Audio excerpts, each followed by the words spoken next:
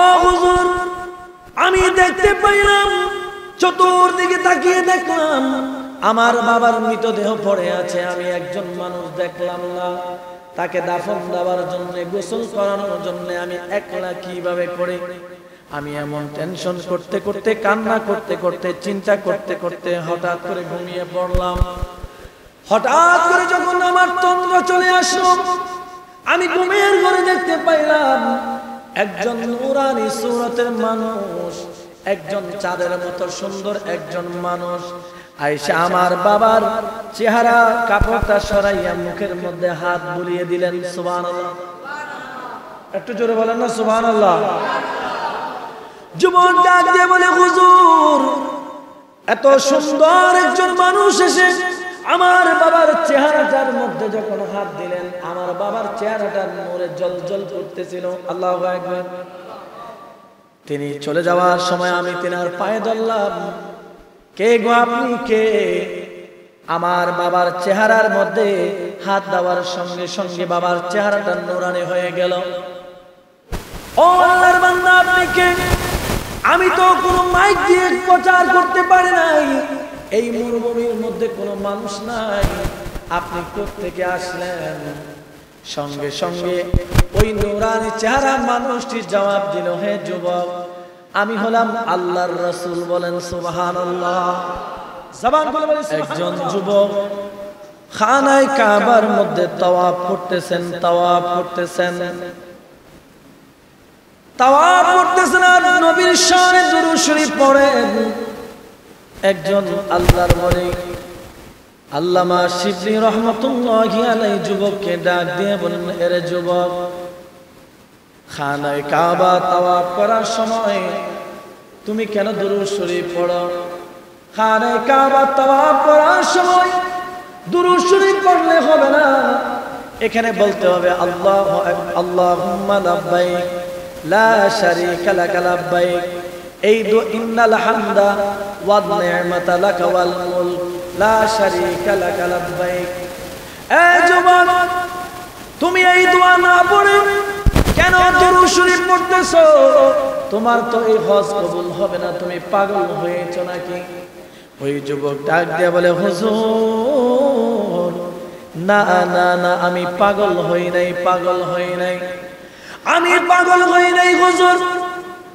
আমি দুরূদ শরীফের এমন মুজিজা দেখেছি, আমি দুরূদ শরীফের এমন বরকত দেখেছি, এমন নিয়ামত দেখেছি।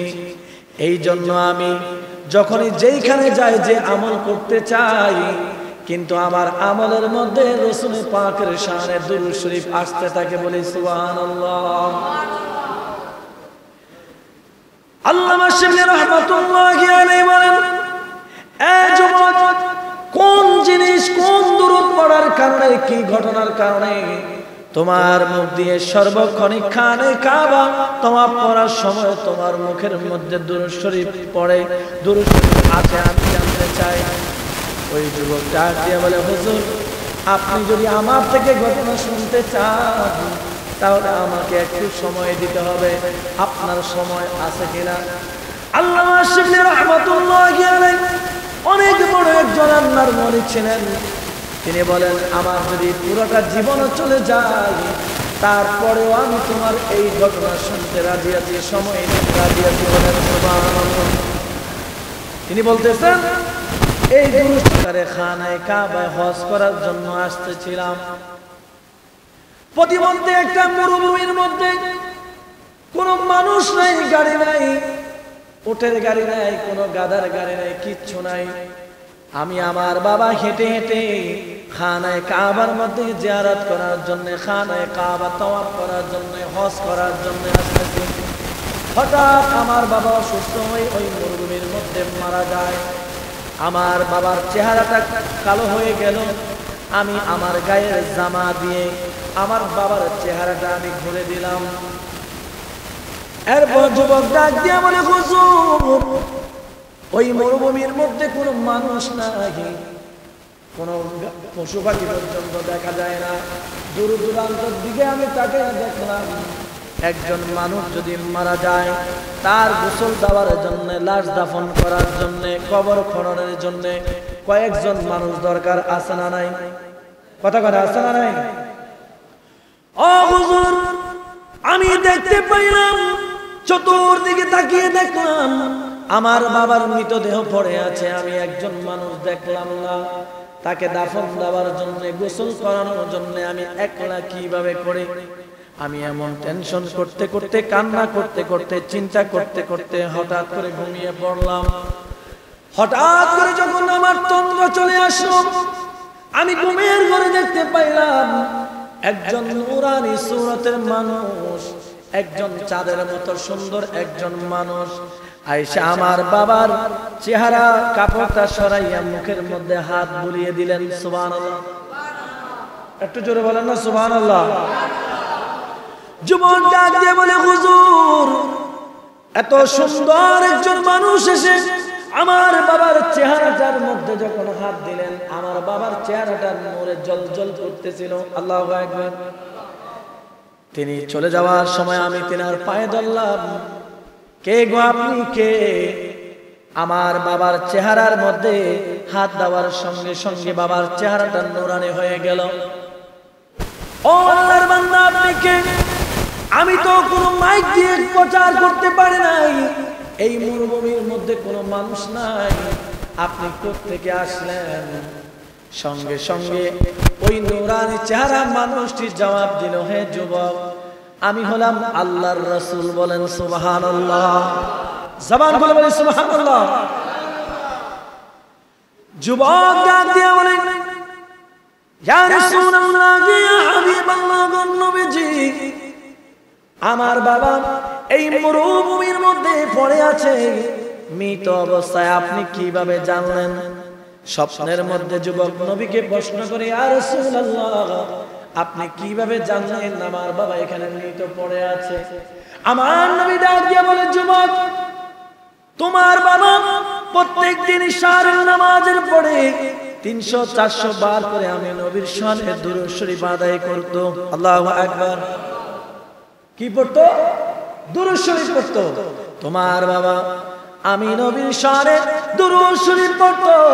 প্রত্যেকদিন ওই দুরূদ শরীফ নিয়ে ফেরেশতারা আমার কাছে যাইতো, আমি তার দুরূদ শরীফগুলো গ্রহণ করতাম। কিন্তু আজকে ইশারের নামাজের পরে তার পক্ষ থেকে আমি রাসূল দুরূদ শরীফ পাই নাই। আমি ফেরেশতাকে জিজ্ঞাসা করলাম, ফেরেশতারা রে, আমার এমন একজন পাগল উম্মত প্রত্যেকদিন ইশারের নামাজের পরে আমি নবীর শানে দুরূদ শরীফ পাঠাই, আজকে সে তো দুরূদ শরীফ পাঠাইলো না। ফেরেশতারা ডাক দিয়ে বলে, ইয়া রাসূলুল্লাহ, ও গো মায়ার নবীজি, ও গো রাহমাতুল লিল আলামিন নবী গো, আপনার ওই উম্মত ওই অমুক জায়গায় অবস্থানে মরুভূমির মাঝে মৃত্যুবরণ করেছে, এই জন্য তার পক্ষ থেকে আজকে দুরূদ শরীফ আসে নাই। আল্লাহু আকবার। জবান করে বলেন আল্লাহু আকবার। আমার নবী এই পৃথিবীতে থাকা অবস্থায় আমাদের জন্য রহমত, এই পৃথিবী থেকে চলে যাওয়ার পরেও আমাদের জন্য রহমত। বলেন সুবহানাল্লাহ। ওই যুবক ডাক দিয়ে বলে, ইয়া রাসূলুল্লাহ, ওগো মায়ার নবীজি, আমি তো কোনো মাইক দিয়ে অ্যানাউন্স করি নাই, আমি তো কাউকে খবর দেই নাই। আমার নবী বলেন, তোমার বাবা দুরূদ শরীফ না পড়ার কারণে আমি নবী হাজির হয়ে গেলাম। হঠাৎ করে যুবকের চোখটা খুলে গেল। যুবক ডাক দিয়ে বলে, হুজুর, আমি যখন আমার চোখটা খুললাম তখন আমি দেখতে পেলাম যে মরুভূমির মধ্যে একটা মানুষ ছিল না, আমি হাজার হাজার মানুষ আমার বাবার লাশকে ধোয়াইতেছে, আমার বাবার লাশের সামনে দাঁড়িয়ে আছে। বলেন সুবহানাল্লাহ। জবান খুলে বলে সুবহানাল্লাহ। আমার নবী তার জন্য দোয়া করেছেন, যে আমার নবী শানে দুরূদ শরীফ পড়তো, তার জন্য দোয়া করার কারণে মরুভূমির মধ্যে লক্ষ হাজার মানুষ ওই ব্যক্তির জানাজা পড়ার জন্য হাজির হয়ে গিয়েছে। বলে সুবহানাল্লাহ। যুবক ডাক দিয়ে বলেন, এই লোকেরা, আমি তো মাইক দিয়ে অ্যানাউন্স করি নাই, আমি তো কোনো খবর দেই নাই, তোমরা কোত্থেকে খবর পাই না? লোকেরা ডাক দিয়ে বলে, ও যুবক, আমরা হঠাৎ করে একটা গায়েবী আওয়াজ শুনতে পাইলাম, কে জানি আমাদেরকে বলে, তোমরা যদি জান্নাতি মানুষ দেখতে চাও তোমরা যদি জান্নাতি মানুষ দেখতে চাও তাহলে ওই মরুভূমির মধ্যে আমার একজন বান্দা মৃত্যুবরণ করে আছে, তাকে তোমরা দাফন কাফনের ব্যবস্থা করে দাও। বলেন সুবহানাল্লাহ। তোমরা যদি জান্নাতি মানুষ দেখতে চাও তাহলে তোমরা ওই মরুভূমির মধ্যে চলে যাও, সেখানে আমার একজন জান্নাতি মানুষ মারা গিয়েছে, তোমরা তাকে দাফন কাফনের ব্যবস্থা করো। বলে সুবহানাল্লাহ।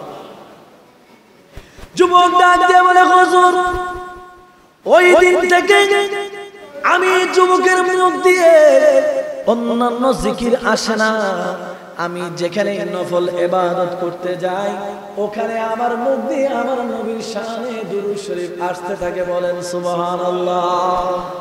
জবান খুলে বলি সুবহানাল্লাহ। তাহলে একজন মানুষ নবীর শানে দুরূদ শরীফ পড়ার কারণে আল্লাহর রাসূল তার লাশের সামনে গিয়ে তার মুখে হাত দিয়ে তার যখন হাত দিলেন তার চেহারাটা মলিন থেকে সুন্দর হয়ে গেল।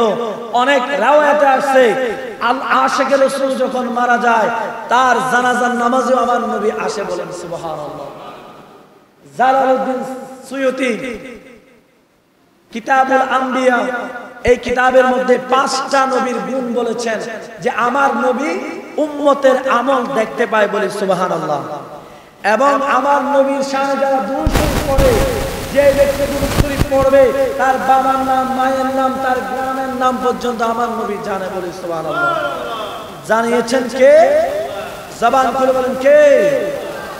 শুধু তাই নয়, আমার নবী উম্মতকে যখন স্বপ্ন যোগে দেখা দেয়, হাদিস শরীফে এসেছে সেই জন্য আমার নবীকে সরাসরি সাক্ষাৎ করলো। বলে সুবহানাল্লাহ।